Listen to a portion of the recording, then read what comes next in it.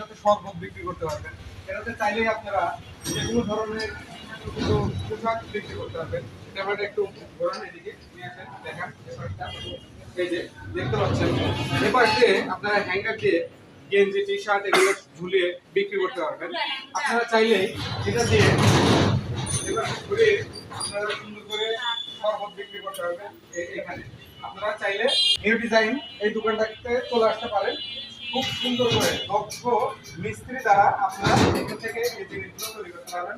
ভিতরে একটু দেখান, ভিতরে দেখতে পাচ্ছেন কি সুন্দর করে ফিনিশিংটা দেখেন।